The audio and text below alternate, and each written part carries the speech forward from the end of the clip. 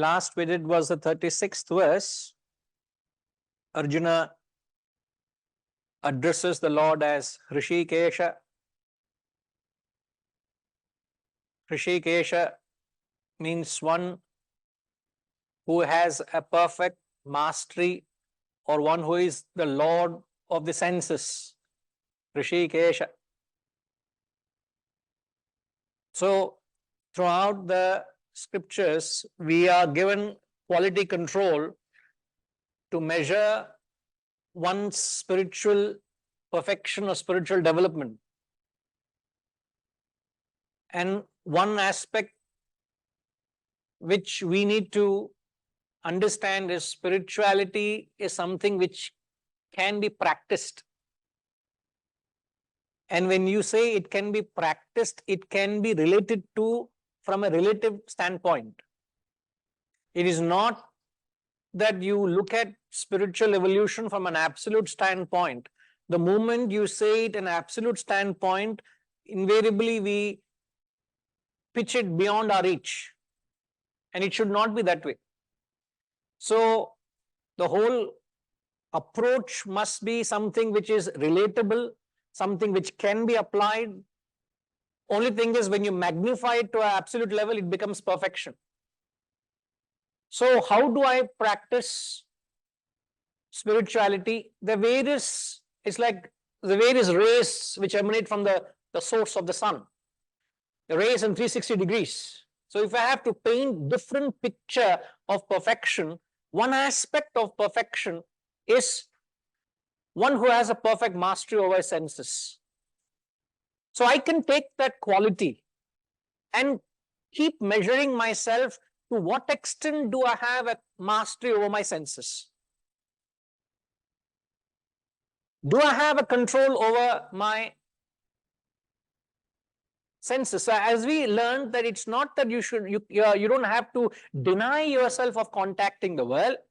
It's much about able to, while you're contacting the senses, you have your senses under perfect control. You have a total mastery over your senses. So it is not sense denial, but perfect self-control. So to the degree you have control over your senses, to that extent you have a total mastery. And when you measure control, it is not with reference to particular sense organ, it is collective.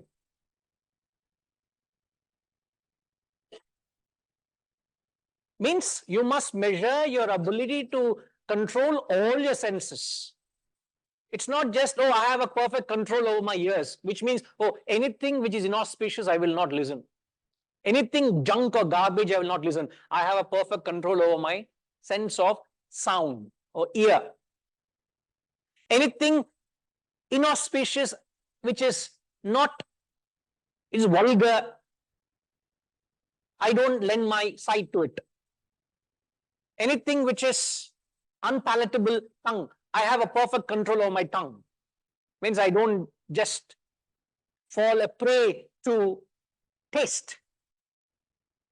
So you need to measure that control with reference to all your senses and draw the average. I could have a perfect mastery over my ears, but I could have a weakness over my sight. I could have a mastery over my sight and my sound, but I have weakness for my tongue. I may have mastery over my tongue, eyes and ear, but I have weakness for skin.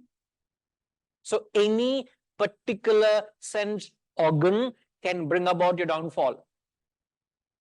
Any weakness to any particular sense organ becomes detrimental to you. So the strength of a person lies or is determined by your areas of weakness. Your weakest link determines how strong you are. Even in an army, sir, you have a force with you. How strong is your force depends on the weakest link of your army. Because the enemy is studying you and they will attack you in your weak point and they'll conquer. They'll come in and they'll defeat you. So the world will conquer you in areas of your weakness. Don't measure yourself in areas of strength. Measure yourself in areas of weakness. That is your real capacity. So when you talk of control over senses, since you are engaging all your senses in your transactions with the world, you must ensure you have a total mastery of all the senses. And when you measure yourself that way, you have a realistic status quo of where you stand. You have a realistic understanding of what is your spiritual development. Because rather than measuring, see, the biggest problem in spirituality is the measuring tool of spirituality. What is the measuring tool? What is the yardstick you use to measure spirituality? What is the yardstick people use? Oh, how many pilgrimages have I done? Have I gone to these 4 dhams? Like other day, somebody told me, sir, there's someone acquainted near the center. I keep seeing him every day. So I haven't seen you for a few days. No, we went for a holiday to Sri Lanka. Oh, how was it? Okay. But Sri Lanka, why, sir? Oh, there is one dham, no? There is one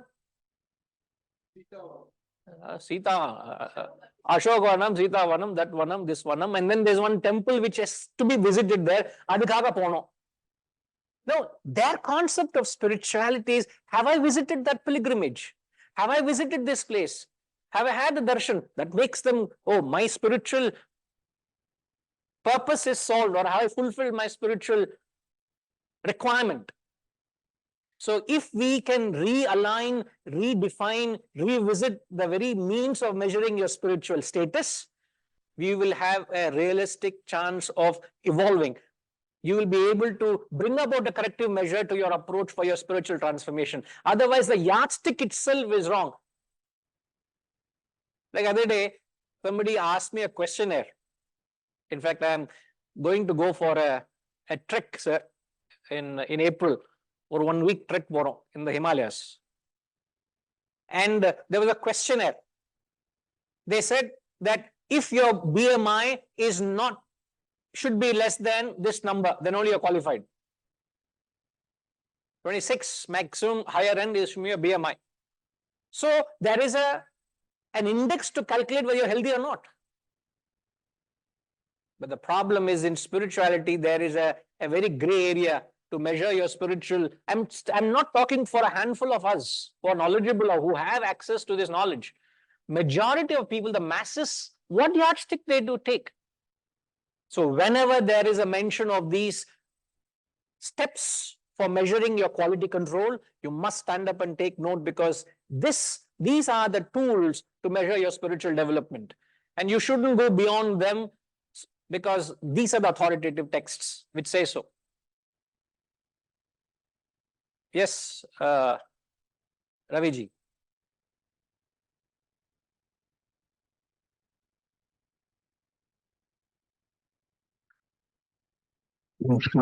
Yes, sir. I agree with this point, but don't, when you go on a pilgrimage, when you visit a sacred spot, a known sacred spot, which is supposed to have sacred energies, will that not contribute to your controlling your senses also? In that sense, you should not measure your spiritual growth by just the number of visits you have made, but the fact that you visited may still help in your spiritual growth. I am not denying the fact that as a spiritual pilgrimage, measure your growth or not. I am not debating on that. But I'm saying, what is the yardstick people keep is the question. Is going to a pilgrimage by itself, does it make me spiritual? Is the question. How you have used it. See, everything adds to your, sir, one is, what are the contributory factors? Vis-a-vis, what are the essential factors that determine? If I go to a pilgrimage, or if I wear a garb, if I put a tilak, if I perform a ritual, these are all conducive factors to create a climate so that I can change my thought pattern. Like if I painted this hall bright red in color, if I had put few lights which are flickering, it can be transformed into a discotheque. Isn't it? Now, why have we been so mindful? How is it that this space that we have created has a conducive space for a dialogue like this? The choice of color. Everything is designed for invoking this thought of the reality. Now, what does it matter? Does the light matter? Does my garb matter? Does putting a tilak on my forehead matter? Or does the thought matter? You would say everything matters. But if you were to be taking a very critical stance and say, ultimately, what matters? I can be, with all this, I can still be a hypocrite sitting here. Is it not possible? There's a possibility I can be an outright hypocrite, fooling you, fooling the whole world, in the process fooling myself. But that comes the essential point. What is my thought pattern? Is there a change within me, not the exterior? Now, I can do wonderful exterior, but yet if it doesn't change the interior in me, I should question, what am I doing? Therefore, we come to the critical point, the essential point, the tool which you should use to measure is this. One of this is, do I have a control over my senses? Let your senses be liberally with the sense objects and then measure. It is not isolating yourself. I don't lock myself in the room and say, oh, I have a perfect control over the senses or sense organs. That is not a way to measure. Let my senses loose amidst the sense objects. And then measure whether I have control. So everything else that we do is conducive, is contributory to my inner transformation. So is my inner transformation, how do I measure that? One is a perfect control over senses. You get that, sir?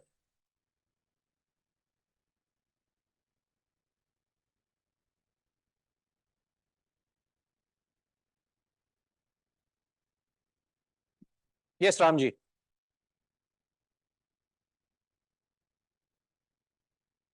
The vast majority of people think that religious practices are spiritual practices. That is a misnomer, and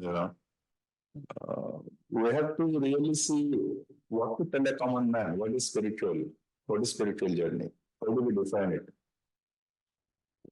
Just like what you have explained, that going to temples, going to religious places, pilgrimages, rituals, all these things are just religious symbols. But people think that that is spiritual journey. So, I mean, I don't know the answer. How to tell such people that what is spiritual journey? What is spiritual journey? So it's like asking, how do you measure your physical health? Oh, I have registered myself in the best club in the city. I'm a member of the club, which has all the activities. I'm a gym member. I've got a yoga instructor. I do Pilates class. End of the day, if I look at you, nothing is evident. Nothing, no health is evident. Only ill health is visible. I may be doing all the things so-called, but the end result is there's no transformation at the physical level, right? You may claim to be doing things, but if the transformation is not evident, I would question, what am I doing? No, that's true, sir. But sorry, I wanted to know that what do you tell somebody like that? What is spiritual journey? Likely, is it Satya Shodhana? Is it something which is related to self-realization? Is it something related to such a truth? What is it? Caution, please do not use the word self-realization. You will demotivate that fellow, and that fellow will demotivate you. Both of you will go down. Exactly. Exactly. That I can assure you, self-realization is not going to charm anybody out there, because it's like saying climbing the Everest summit. I understand. No, I am not a professional. It's only meant for the exclusive. How many people have summited the Everest in human history so far? From the time Edmund Hillary. Hillary first. Hillary. So from the time Hillary to now, can you quickly Google how many have actually climbed the number? Vaishnavi? But it's some, I'm sure there must be some record they must have kept. In the whole history, 1,000 people or 2,000 people? Imagine, oh, not 10,000 is 10,000? 6,000 odd. There you go. 6,000 people have climbed in a population of 8 billion people. Now, how many people will you go and inspire? Or how many will be inspired by climbing the summit? Like this morning, not to mention name, I was talking to one of our students. I said, sir, I'm going because I want some feedback from him. So I was talking to him, would you be interested to join? I'm asking you all also, anybody interested to join, please come. Not exclusive. And then the questionnaire was there. The first question is, give details of the mountains that you have climbed above 14,000 feet. Disqualified, he said. First point, I'm disqualified, sir. Because this is over 15,500 feet. So you must climb above 14,000 feet. Then, have you had any complications? Have you had this? Can you do this? So he said, the very first point, he said, I'm disqualified. So proposing an unrealistic goal to any spiritual aspirant would be dissuading, would be very dampening their spirit. Therefore, if you want to really ask or really convey the message as to what is that spiritual transformation, it is measured by the transformation in your inner tools. Just like your outer tool, which is the body, is a measurement of how healthy you are. Your inner tool is your mind and intellect, sir. How chaste are your feelings? How pure is your mind? The problem is the mind can be very impure with kalusham, with so many impurities. Then you can go into the detail, what are the impurities? Negative thoughts, too much greed, too much attachment, with avarice and envy and unhealthy competition. All that is your mind in peace or in a state of constant flux? What is the state of your mind? Second point, how clearly can you think with your intellect? Because these are the two equipments that you use from morning to night, every experience when you transact with the world. What is the nature of your mind and intellect? This simple question of each of us can go about telling the world that this spiritual path will change the course or the character of the mind. It makes your emotions very pure. It makes your intellect think clearly. That clarity of thought is there. You're not clouded with the delusion. You're not deluded. You're clear in your thinking. And then once you have a matured mind and intellect, you will take naturally to higher spiritual practices, which again, it only meant for a certain class of people. But to the masses, to any inquirer of this knowledge, what is spirituality? It is a transformation of your inner personality. And what is it? It changes the course of your mind, a character of your mind, and it changes the clarity of your thought, which both is required for every transaction of your experience. It's like I need to have my jaw and my teeth intact so that I can eat every morsel of food. Somebody was saying the other day, they have to go through a overall replacement of jaw. My God. The whole jaw, imagine being replaced. And the whole struggle they went through to pull out some teeth. Can you imagine I can't even conceive the pain that would go through to remove. More than 2 sittings, they had to remove the old teeth, forget refitting. So every experience, I need these tools, and the tools need to be overall, sir. 1 minute, sir. So you'll need to use a mic, but let me say one last point. The equipments, because of overuse and lack of service, needs to be overall. That's what is called dry docking. The example of dry docking is when the ships go into the open seas for too long, they get eroded. The rust and the sheer onslaught of the rough seas, the deck and all gets fatigue, wear and tear. And they are brought to the shore where they go through the process of dry docking, where it's overhauled and again ready into the seas. So if that dry docking was not done, that will be responsible for the breakdown of the ship, the shipwrecks. Similarly, the inner equipment needs to be constantly serviced and overhauled and kept in repair so that it will serve us through the demands of the incessant transactions and the accidents we have in the world. What is having the accidents? The mind or intellect is having accidents. Ego clashes, difference of views, and the result is inner fatigue, inner wear and tear, breakdown. It either attacks the head or the heart. What is the overall procedure? Overall in procedure. What is overall procedure? I have given you the whole manual. Now you're asking for the overall procedure.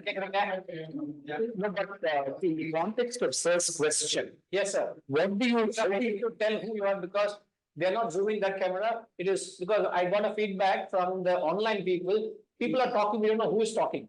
So it is Suresh ji who is clarifying. Yeah. The Sir's question was, how do you define spirituality to a lay person? So maybe we can say spirituality is the journey of knowing your true nature. It's something like a workable definition because in the context of Edmund Hillary, he failed a number of times trying to conquer Everest. Finally, he did. And he said, it is not the mountain we conquer, but ourselves. So maybe that is relevant even in the spiritual context. Absolutely. Being on the path of knowing your true nature is spirituality.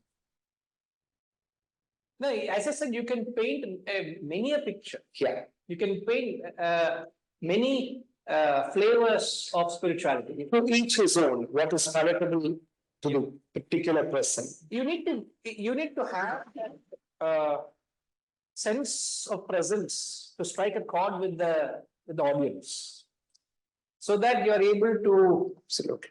connect and bring them on board. It's all about that. But absolutely, you can say it helps you to define their nature. No, I just concluded with 6 months of training for over 1,000 students. I taught them the art of self-management. And one of the concluding sessions, I was saying that I was explaining the concept of Swadharma. And these young students at the age of 14, 15, they're at the juncture where they have to choose a field of specialization. And I said, on what basis you choose which field to take? Then the concept of Swadharma was taught to them. So it was such a revelation for some of them as to, oh my God, is it how it is? Then I said, every object or every being in the world has a unique nature. Everything has a trait or a nature, and every object is true to its nature. Yes.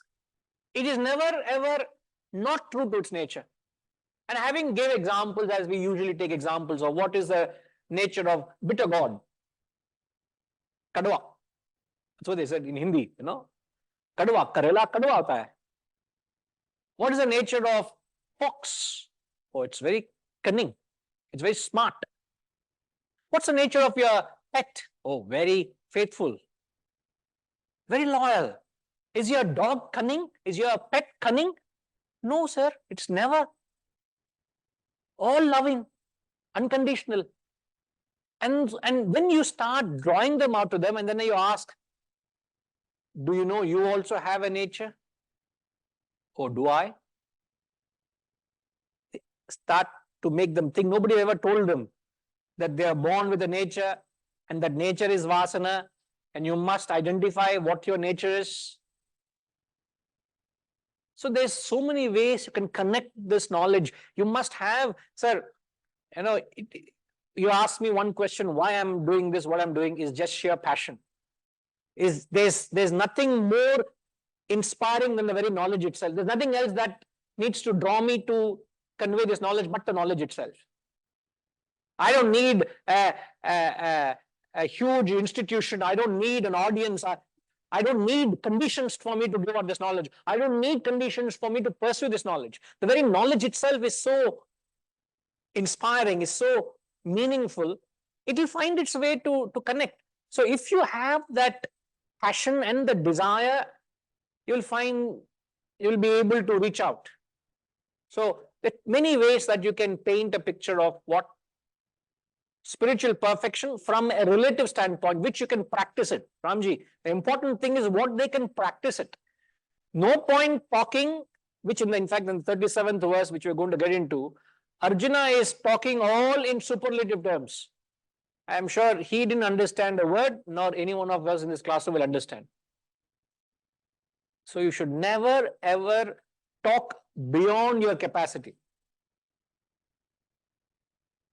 That's the biggest mistake people do in the spiritual field. They talk loftier, forgetting the fundamentals.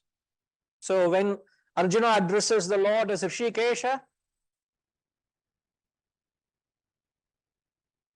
he says, you are a man who has total mastery of all your senses. So measure your, Pritima, what did we say the takeaway is? Measure your spiritual evolution with reference to, could you use the mic please, ma?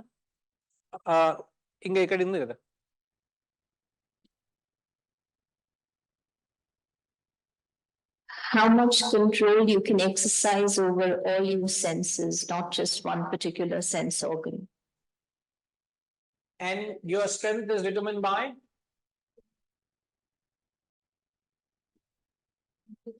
Yes. What is your spiritual evolution? What are the measures? Don't look at your strengths, but look at your weaknesses, what your flaws are, and if you're able to kind of overcome them. And when you're in part of the world and you're faced with challenges, whether the weaknesses come in the way of you being able to do something or they cripple you at that time. The lowest point, the weakest link is your strength. If it's your tongue, that is your strength. If that's your weakness, that is your strength. That's your level. You can't go with the higher weaknesses. You go with your lowest weakness, that's where I stand in the spiritual ladder. Being very realistic, being very clear, isn't it? It's like, as they say, when I am going for a long vacation, I have to lock up my house. I've made sure I've put extra locks on the main door, special locks which can't be easily unlocked. I've made sure every other latch is latched up, but I've forgotten to lock the behind entrance to the door, house. Behind kitchen door, I have left it open. I thought I locked it. Sorry?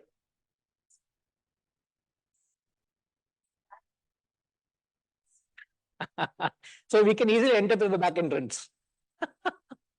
No, it's like that. It's as ridiculous as that.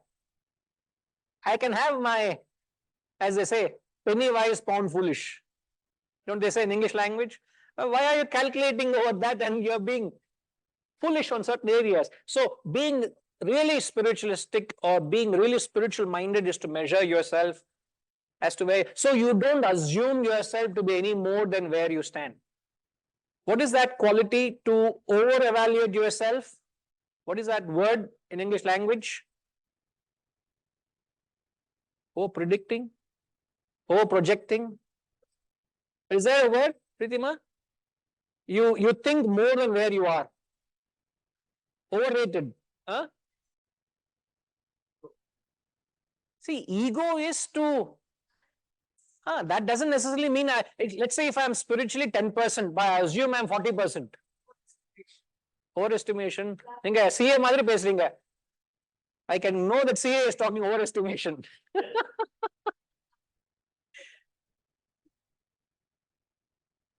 Auditing department is talking. No, whatever. So you should not pitch yourself, don't overrate yourself than where you are. You should be very clear where you stand. And that's one of the important tools to be mindful if you want to honestly progress. You must be very honest with yourself, isn't it?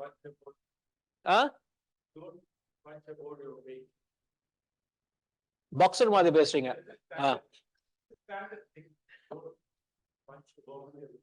Don't punch above your weight. Right. Yes, sir. Apparo Garu wants to grill me. No, no, there is not at all. Yes, sir. Sorry. So it's been most of the spiritual seekers I have found them saying that talking less about rituals when they are seeking about the spirituality. This has become quite a lot in most of the discussions. But I myself, I felt that rituals are very important things. They are cleansing agents of oneself, externally and internally. The problem is that, if I'm a spiritual seeker, I think that I'm at a higher pedestal. I think it's becoming a human factor.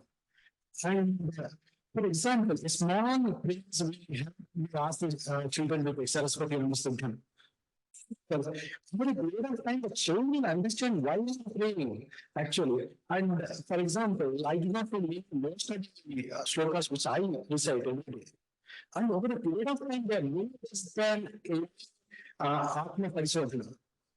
Any shloka, whether Vishnu Sahasranama or it is Devi shlokas or not, none of them does not talk about anything but the Paramatma. So, problem is that it's become a fashion for somebody to say, oh, this is ritual. This is what I see, most of the people. So, problem is that it is our understanding. And once you perform ritual in disciplined manner over a period of time, you will understand it automatically applies you to those. And most of the only objection is to all that you said, automatically, nothing happens automatically. You said, but automatically I'm elevated. Automatically. over a period of time, if you are repeating the same thing, you understand the meaning. That is manana, which is very important. So by mere repetitive exercise, that does not by itself result in a transformative experience. Unless and until that exercise. No, I am not, as you rightly said, I'm sorry to interrupt. Rituals are not being looked down here. What we are saying is the knowledge or the conscious practice of ritual. When you do it consciously, understanding what the rituals are saying. As you said, when you decode each mantra, it's actually very, very deeply philosophical. But when we do it mechanically, obviously it has no bearing on our inner mind or intellect. It doesn't result in my transformation. They are not contrary. But what the Shastras are against is a mere mechanical practice of rituals. Yeah. So it may be for me today it's a mechanical practice, but over a period of time, it becomes an inward cleansing tool. That's what I'm saying. If you don't practice mechanically, then you're not practicing this one, you're practicing that one. If you start mechanically over a period of time, because of your maturity and intellectual ability, things will, start, unwinding. That's what this is my thought. I'm not differing with what you say. It's just that it has a place in the ladder. Sir, every step has to be wisely used. Just because you're on the lower step of the ladder doesn't mean that step is not required. Or just because somebody at a higher pedestal doesn't mean that step is more important. I got there because of having scaled the steps. Absolutely. Each step is important, but you wisely use the step for what it's meant for. Can I say the kindergarten is useless? How can I say it's useless? It helped me when I needed it. It helped me to teach me the beauty of each word or each alphabet or what is to be in front of a teacher to learn formally. So no learning is irrelevant. And also you said that it has become a fad today that I'm a non-religious, but I'm a spiritual person. Sir, one of the trademark quality of a spiritual person is humility. So if that humility is not noticed in a so-called spiritually elevated person, that person has no wisdom. So that the reflection of wisdom is Humility, which we spoke yesterday, isn't it? Must be humble. A Brahmana, it's called a Brahmana. Yes, So I think we can say in the context of his point, rituals are an invaluable tool increasing the degree of my control over my senses. Can you come again, sir? Rituals are an invaluable tool in helping me increasing my control over my senses. Like, there's a beautiful dialogue in this movie, Shankara Bharanam, where Shankara Shastri says, Achara Vyavaharalu Manasuni Kramamaina Margamlo Pettaniki Tappa, Manushalanu Kulamane Peruto Vedatani Kadu Tulasi. So these rituals are meant to keep your mind, your senses on track, thereby facilitating your spiritual development. I think that is the way to look at it. I didn't know this hidden talent of you to quote movie dialogues. No, Shankara Bharanam is an epic. I keep telling even the younger generation, please watch Shankara Bharanam. Maybe we should have a screening of Shankara Bharanam here. We will have a screening. Gajrima, please schedule for a time we plan. No, in fact, I must confess, from my childhood days, that movie has left an what an impression. So much so, every time I watch the movie, I silently watch it. Every time. It is so touching and we used to watch that movie in ashram. So in ashram, we watch some select movies. So, and having gained the knowledge, what is it of a bhakti of a student can have to the Guru? It just leaves such a high level it takes. How a student should be grateful to the Guru. It's outstanding. And the entire relationship between Shankara Shastri and Tulasi, it is delineated through silence. This is the one occasion, this dialogue which I said, Again, where he actually sounds. Yeah. I want you to repeat it. Yeah. The Achara Vyavaharalu Manasudi Kramamaina Margamlo Pettaniki Tappa, Manushalanu Kulamane Peduto Vidatal Dani Kadu Tulasi. Wonderful. That was. I don't know. A lot of them online would be lost. Hare, sorry. If you are lost, I can be with you, but I would want you to watch the movie. Type it out in the chat. Shankara Bharanam. You should watch it, Haresh, with subtitles. Maybe Aparava, is there a chance for us to watch No, it is there on YouTube. In the trip we are going, can we create a slot just to watch the movie? It's a 3 hours movie. Every day, 1 hour we can watch. Actually, Shankara Bharanam, every scene is perfection. Because the cinematography, the photography is by Balu Mahindra. And every scene is perfection, and one has to. Outstanding. Somebody is commenting, Soumyama is commenting. Any singer play with us? Vaishnav, tells us the song of it. Outstanding. Literally tears rolled down your cheeks. Because of Shankara, the classical music also got revived. Which is what he was trying to do in his lifetime, reviving the classical. So I completely concur with whatever is said, but provided, because you said the point whether the ritualistic practices can they help in transforming the nature of mind and intellect. It can, provided it is done holistically. That by itself cannot. It's an anga. It's only a part of spirituality. You can't conclude and say, therefore, this alone is spirituality. No. Can we say, jnanam alone is spirituality? No. Is bhakti alone spirituality? No. Is seva alone spirituality? No. It is. So when we have a meal, don't we have a, in fact, they say as colorful as your plate is, that healthy it's for you. The natural colors of each vegetable or the fruit, or whether it be the pulses, the more colorful it is, that many vitamins, that many minerals are going into the body. Isn't it, sir? So it is a amalgam of all other, every practice. You can't exclusively take on and say this alone can be take me to salvation.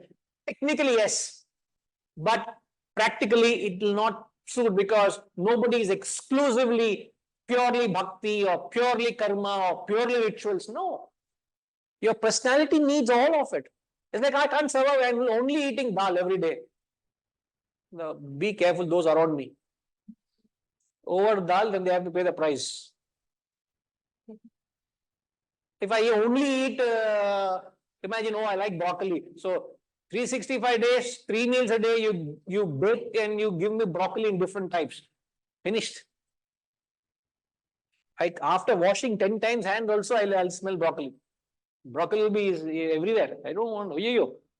So there is that kind of vijigupsa you get. So when what's the point I'm making is, when you give anything more importance than it needs, that's what's called black market value. When you give a value more than what it needs and keep it at the pedestal and disregard others, it loses its significance. Everything has a place in your house, sir, isn't it? Everything has a place. So in spirituality, all these practices have a place, and it is not to demean or anything less or more important, but use it to the extent it's individualistic. That's important. Yes, Pritima. Sorry. No, Hope it's you remember okay. what you wanted to ask. Not ask, it's just an observation, but those who blindly or flatly dismiss rituals in the religious sphere forget that in the secular sphere, they're performing so many rituals. Like if there's a graduation, there's a convocation, there's a visit to your office, and you have certain kinds of food layout, there's decoration in a certain way, you're dressed in a certain way. But they just blindly dismiss all rituals, forgetting that at every step they're performing rituals.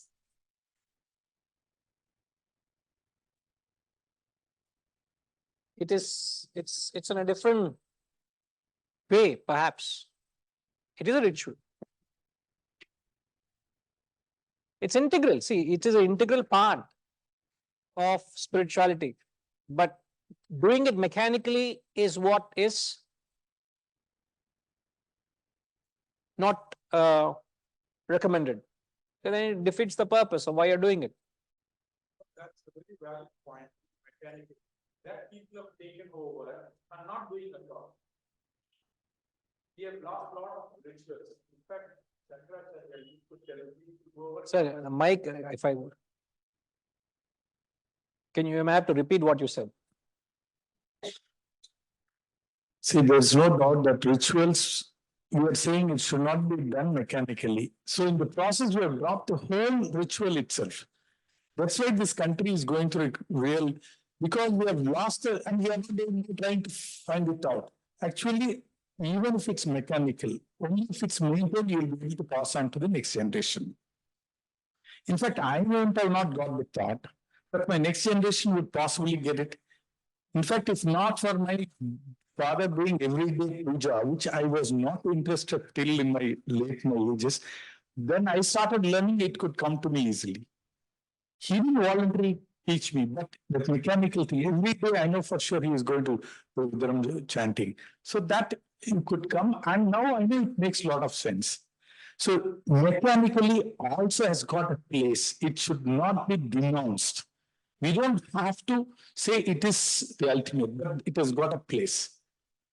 No, in fact, Shankaracharya used to ask if I go in this thing, he used to call that man, do you know what is the ritual it is practiced in your house? Your father used to keep the thing like this. Please continue. You continue what your people have been doing. There you are able to maintain that thing. if you don't do, then we do not know why we did those practices. Every practice that has been there has got a phenomenal. We do not know the meaning, so it makes sense instead of saying don't do at all. Instead, do it. Understanding with the better understanding is a So to a person who doesn't do it, do it. To a person who doesn't understand what you're doing. great. You don't have to shun it. You don't have to drop it. But to a person who's doing, majority of people are doing, but they don't understand why they're doing. You take it to the next level, na? To a person who is doing it, understand why you're doing it. Why do I go to temple? Why do I put a tilak? Why do I bow down? Why do I touch the feet? So many rituals. One common denominator is Shraddha, all of them. Shraddha is a common denominator. Taking that to the next level is your journey in spirituality. Yes. And so, why are some people doing it in a mundane way without knowing, even transactionally, why are they doing? That is how it is. You know, that's why Swami Chinmayananda used to say that spirituality is neither the privilege of the rich nor the refuge of the poor. It is the choice of the wise. Yes. Very famous saying. Swami Chinmayananda. Which is why your foundation is Wisdom Foundation. That's because of you all, it's called wisdom. So much wisdom around. Wonderful. 37, please.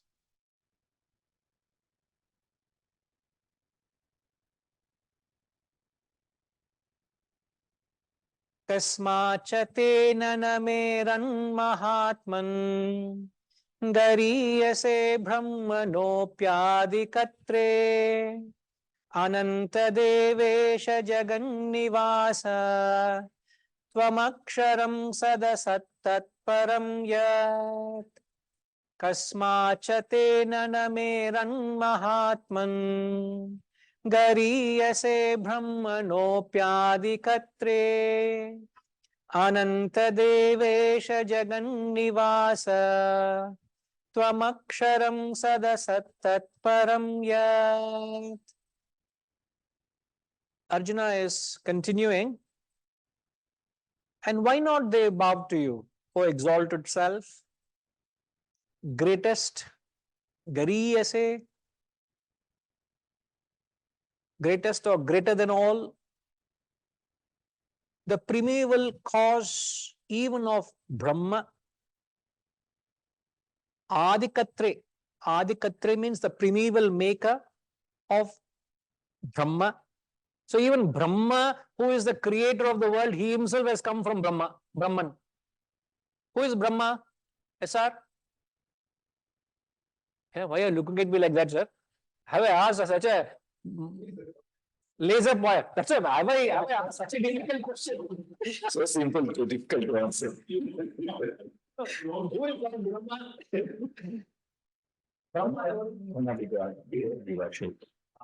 Correct. One of the God. Sir, we are asking little more details, sir. Who is Brahma? Brahma is said to be the creator of the universe. Now, the very creator of universe has come from Brahman. So, who is the source of Brahma? Brahman. Brahman, the primeval cause, the very cause for everything. You may say the primeval cause of the world, but the very cause for the very creator of the world. That is something. He is the boss's boss, the biggest boss, unseen boss or unknown boss, who's controlling everything. The primeval cause. Look at the way he puts it. Adikatre. Ananta, of infinite being, the Lord of gods. Devesha, abode of the universe. Jagan Nivasa. You are the imperishable. Aksharam, the being Sat and non-being Asat.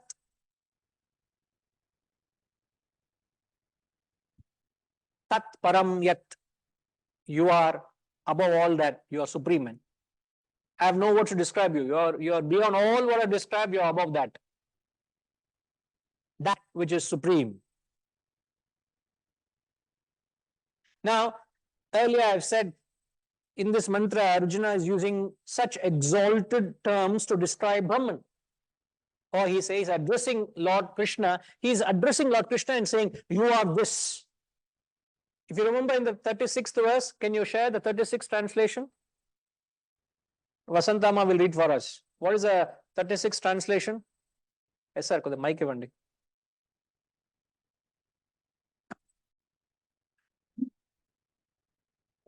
Arjuna said, Rishikesha, rightly the world is delighted and rejoices in your praise.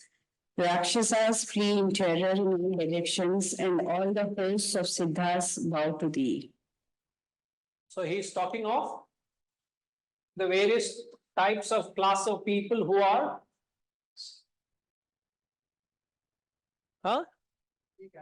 three categories of people, how they relate to the self. So he's talking of those who bow down. Continuing to the previous verse, he says, and they, why not they bow to you? Because you're worthy of someone who has to be bowed down. That is your character. That is your true nature, man. So he's praising the Lord here. And he says in the next few verses, he says, salutations, namostute, 1,000 times, sahasra namostute. I don't know how many times to salute to you. You are that so great. Like when you are so awed by the greatness of a man, words fall short in describing that man's greatness. You can't contain your love because of that, the caliber of the person. So here he's saying, why not they bow to you? Because you are of that. And all the terms he uses, what's the point? We need to make a note. None of it he understands. So it's all, in a way, he understands it, yet he can't relate to it. In a way, empty words. This is what I said. Never ever speak beyond your capacity. Arjuna was no person who was not a spiritual seeker. Arjuna collapsed in the battlefield. Krishna, his dear friend, is reviving him. He didn't even know the caliber of Krishna. He thought he was his childhood friend. In the next verse, he's going to say, please forgive me for if I have insulted you in a childhood way, in a childhood times where if I have insulted you while playing or, while we were together, if I belittled you in any way, Maninchandi, forgive me, he's saying. He doesn't know who Lord Krishna is. So Arjuna is not a spiritual seeker, and yet the kind of words he speaks, this is very common. So never ever, the point is, don't go beyond your capacity. Vasantama, why are you looking at me like that? Pawan, she's so lost. So I said, I have. Yes, I'm confused as what makes you decide that Arjuna is not capable to say these words, and just what I'm wondering. I'm very clear.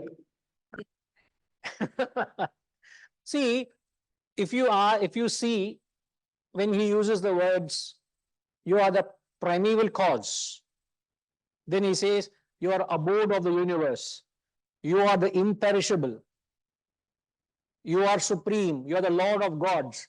And yet, this verse is appearing in the, what is the chapter title, Chalvan Duksari? What is the title of the chapter? Vishwarupa Darshanam. If you have followed the till few verses in this chapter, Arjuna asked for the Vishwarupa Darshan, and he couldn't take that, he couldn't digest that awful form of the Lord. Why?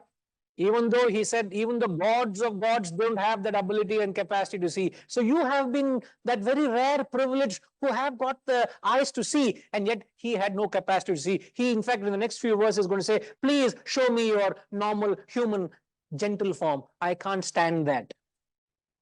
When the Lord takes a trouble because he asked him to show the form, and he said, you have got that privilege which no others have got, he is not able to take it. He said, I want to see a gentle form, the childhood form which I have seen you. Please show me that. I can't take it. And yet you speak words in praise. Arey yaar, be realistic and find out where you are. That's how you gather. He's not able to relate to it. Even if I were to explain or decode these words, none of us in this classroom will be able to understand whatever that means. None of us. And yet we started the class by saying, Rishikesha, one who was a master over his senses. That any one of us can relate to. But the moment I say primeval cause, okay, let me explain a few. I'll explain a few. I have little time left. Primeval cause. Primeval cause means it is a primary cause. Everything in the world is governed by the law of cause and effect, right? Everything. You are here because there's a cause. Your parents are the cause. Who is their cause? Their father.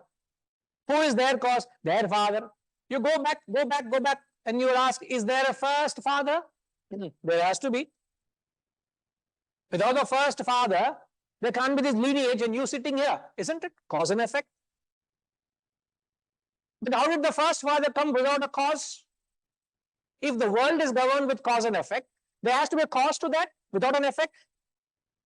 Who is the cause of the very first father? Huh? Sorry? I'm lost. I see a tree here. Yes, I see a tree. What is the cause of the tree? Somebody must have planted a seed maybe 30, 40 years ago. Or where did that seed come from? There has to be a tree to yield a seed, so that seed was collected and planted. Where did that seed come from? From a tree. So there is a seed tree cause of a relationship. What is the first seed? Where did that seed come from? Don't ask that question, please. That is all left for some high lobby discussion. Not for me. You go into areas where your intellect cannot understand. Can you? What is the origin of this world? To which they say it is. What is this? Adikatre. Brahman is the Adikatre. Primeval cause, which means a uncaused cause, a causeless cause.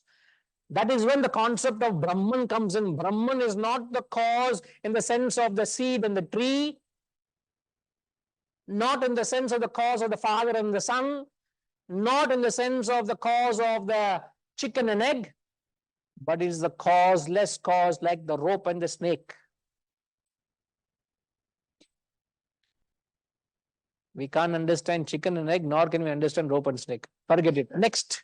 We see, you moment you talk, these are all, see, I can very easily switch gear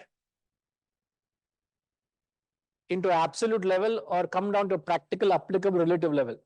As a speaker, I'm saying, if you have the command over the concept, you can switch gears. I can play. It's like when you have command in driving, you can suddenly go into a higher gear because you overtake or you want a higher speed, or you taper down, you slow down. You have control. But you must know the difference of playing different games. But people just when they talk high-flying language, they are talking empty words. As Umar Khayyam, the famous words of Umar Khayyam, he says, they talked about and about. I came out of the same door I went in. Means it took me nowhere near the truth. But they talked about the truth. Nothing went in my head. I'm exactly where I am. So any of the concepts. So the world has come about because of Brahman, and Brahman is the uncaused cause. Arjuna says this, he doesn't understand what he says. Empty words. Arjuna is not the caliber to be able to relate to it. Yes, Pritima. You have an answer for us? Who is the first father? No, what I would just like to say is that sometimes there is a moment of epiphany, a moment of beautiful understanding that you just know that Krishna is that. Arjuna knows. But if you ask him later on to explain, he won't be able to do it. But that perfect intuition and understanding comes in a moment of illumination.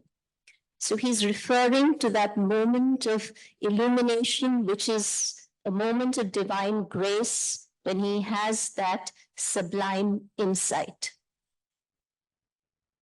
But if you ask him for explanations, he won't be able to give you.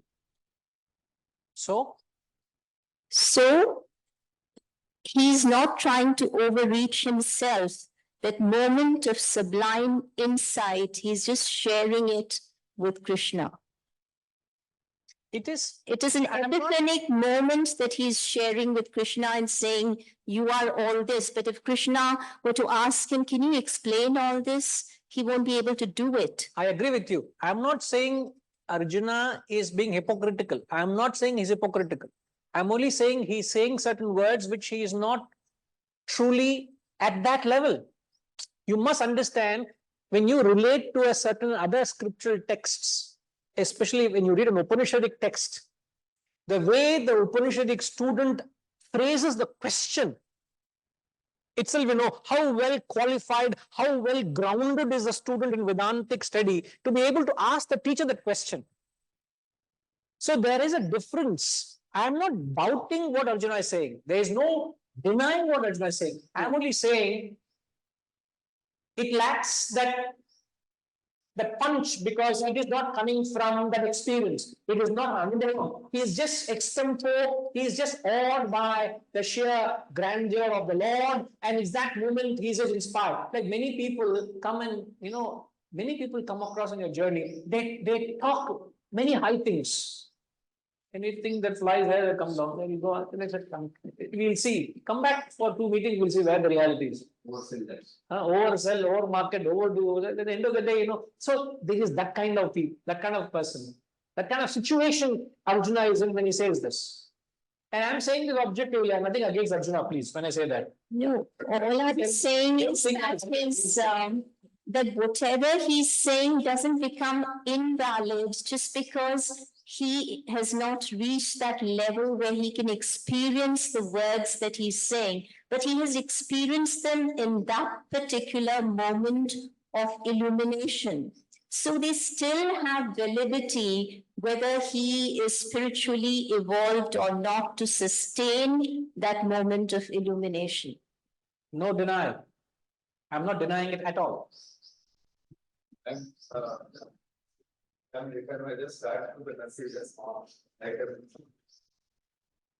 So you're adding to the confusion, sir? Is there confusion? I thought we're saying same thing. No, I am confusion of Arjuna. Ah, I am saying that, one person confused Arjuna here.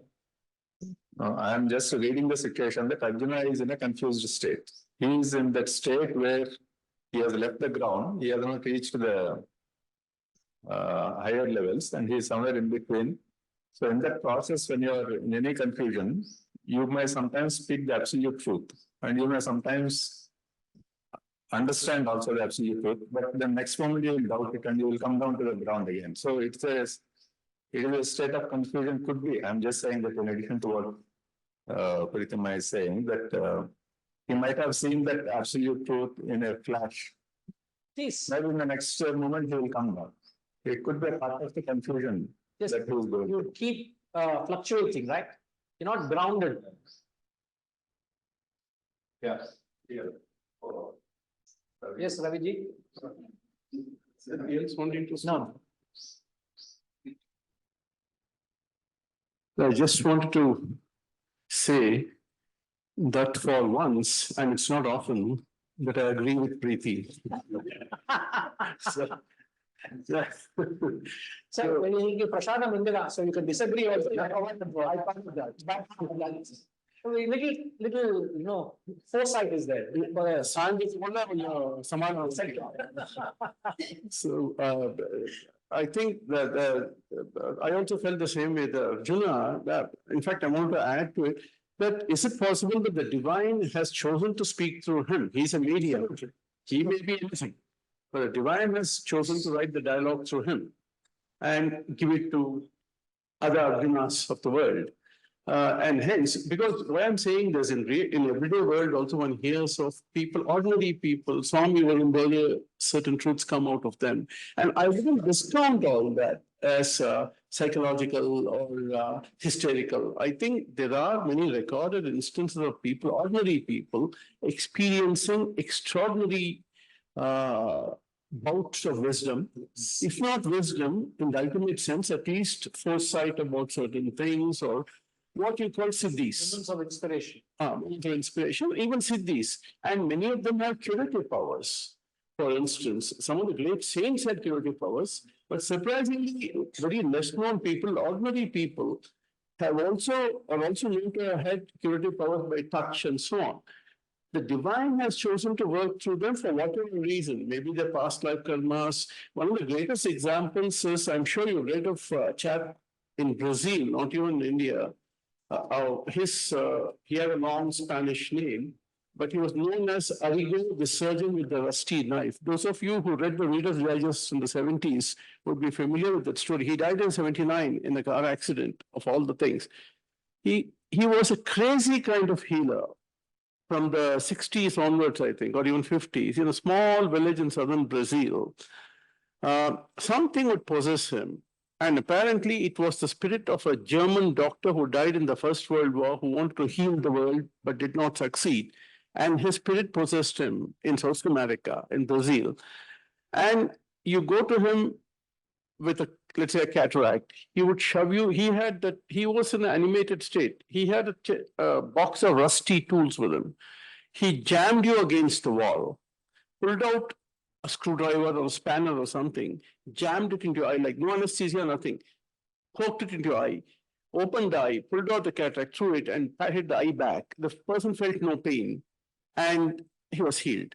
And some American doctors who doubted all this took video cameras, and one of them had a tumor here. He did the same with the tumor also. He just jammed into it, ripped the tumor open. The man said, I felt no pain. He was an American MD. So what I'm saying is the divine was there and he can repair the brains also. I'm sure. But he had to die in a car accident.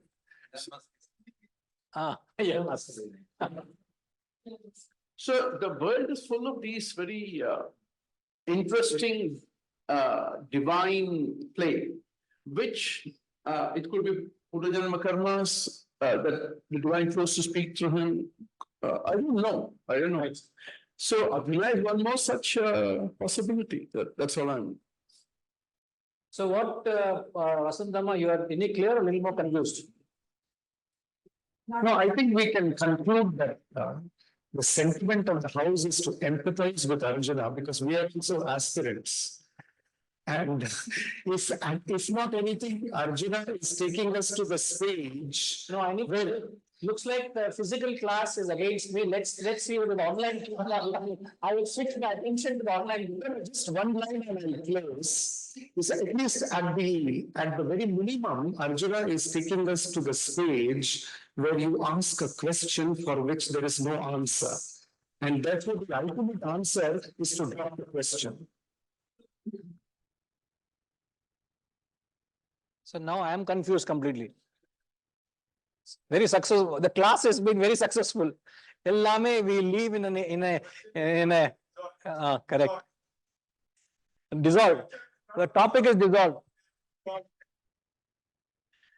No, see the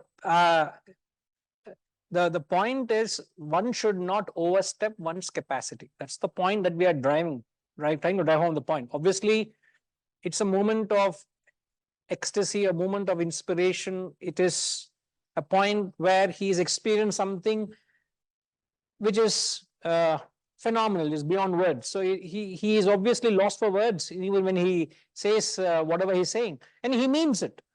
But always we must keep in mind that we must never try to chew more than we can swallow. That's all we are saying. So work with concepts, work on areas which can help you in your spiritual transformation. These are ideas which are good to lobby in terms of just what the ideas are. But how does it help me in your, does it help you to strengthen your intellect? If I ask you, what are we doing all this knowledge for? Knowledge, all that we're learning is to do the reflection so that you gain the wisdom, right? Now, when you study these ideas beyond a point, there will be an intellectual fatigue. Please understand that. You must respect beyond a point. If you go at the absolute level, the intellectual fatigue will not serve the purpose of acquiring wisdom. Therefore, you must always try to operate at your level. So one of the questions I was asking Venkatram this morning is, one of the tests I must do is, I must run 5 kilometers under 30 minutes. And I must take a photo of that and show them that I'm fit for scaling that mountain. Because that particular mountain has a difficult challenge, demand. And I said, it's been a while, I have not taken to running. And I know he does a lot of running. I'm fit enough, I play a lot of sport and activity. I know my physical fitness. But I said, what must be the speed I must run? And what is it I must keep in mind since I have not run? Because I have to send him the report in the next week or so. What must be caution? And his caution was, make sure, in fact, if you are able to run 5K in 30 minutes, which means you will run 10 kilometers in less than an hour, you are at a very professional level. He says, I myself run 1 hour, 10 minutes for 10 kilometers. And if they expect you to run, and if you have not been doing, and if you have to do it, be watchful. Your heartbeat should not go more than 220 minus your age. That should not be the risk. I must be realistic when I do that, don't I? Oh, can I overstep my capacity and say, oh, I'll just get on a treadmill and start running because I'm fit? I can cause myself serious damage to my health. Can I not? I must surrender to someone who has knowledge and do it. I said, so the next 1 week, 10 days, I will slowly start running, then gear myself to that where I'll be able to achieve that goal. Everything has to be taken within your limits. I'm just giving a live example which I was trying to relate to practical. So I'm being very practical, being realistic, so that you can relate to the knowledge. So when we talk of these concepts, if your intellect can't relate to it, that means it is beyond your capacity. Don't push yourself. That will do no good for your development. But nothing to doubt what Arjuna is saying. He's speaking the absolute truth. So please continue to lend the ears. Aparagaru, please. But can you use the...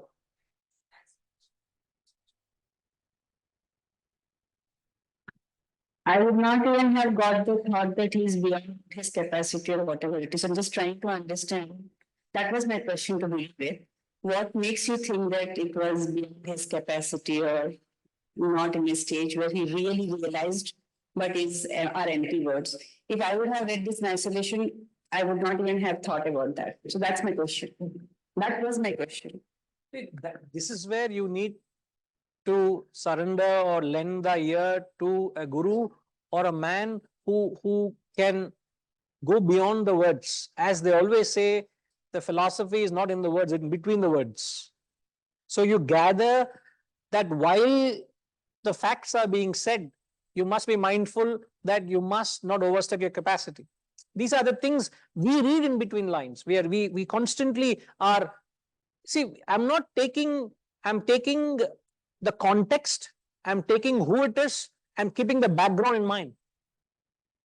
Now, anything that is established, what is the test of being established in a quality? Harish, if I can ask you that question.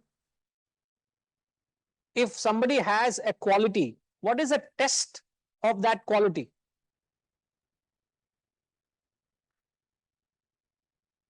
I think, Guruji, it is consistency of the practice of whatever that quality would be.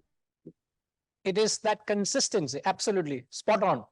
If somebody is erratic and he once in a while practices it, what does it mean? I'm with you, Harish. Yeah, so that means if he's erratic, that means he cannot, he will not have that quality. It will not, it has to be consistent for the quality to remain. Otherwise, there'll be no quality left. It has not yet become a part of him, right? He is not yet established in it. So if Correct. somebody is not able to keep a certain standard of his spiritual, if there's a fluctuation, what does it mean? I would go with his lowest level, not the top level. Isn't it? You go with averages, or if at all. So Arjuna is blowing hot and cold in this chapter. In this very chapter is blowing hot and cold. Just to prove it.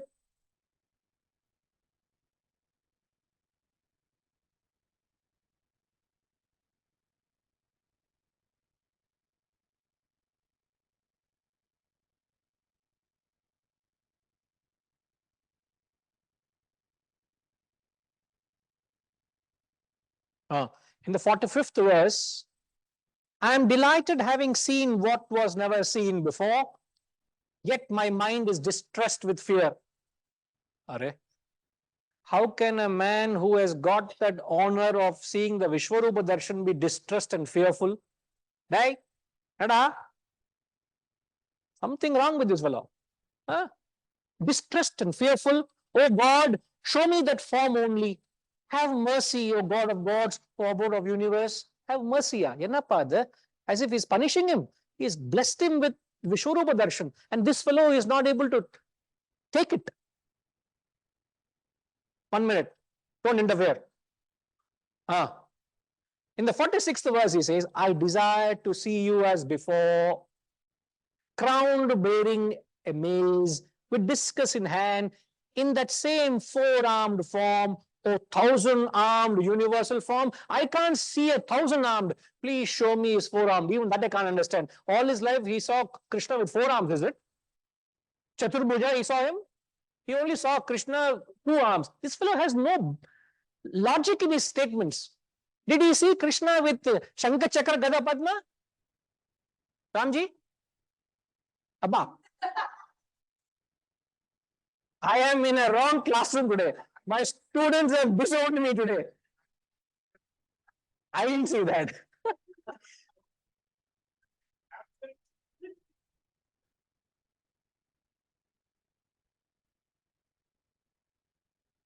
Thank you, sir. Arjuna.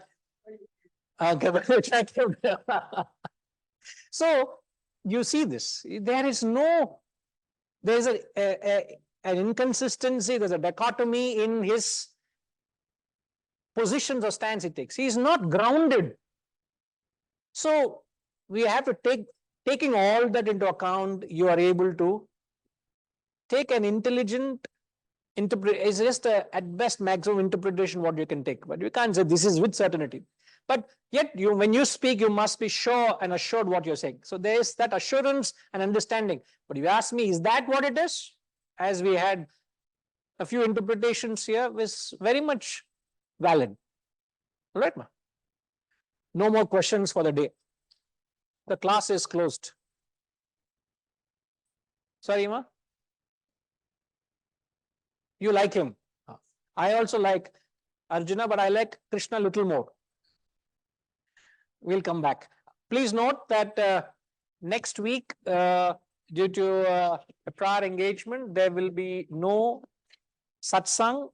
The next Sunday and the following Sunday, we will be having no classes.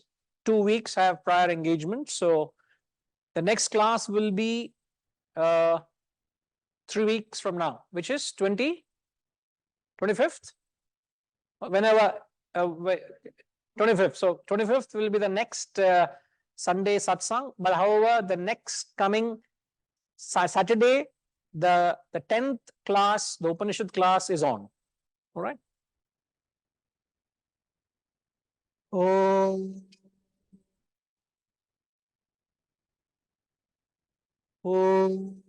Namada Purnamidam Purnat Purnamudachyate Purnasya Purnamadaya Purnamevavashishyate Om Shanti Shanti Shanti. Harihi Om. Shri Gurubhyo Namaha. Harihi Om.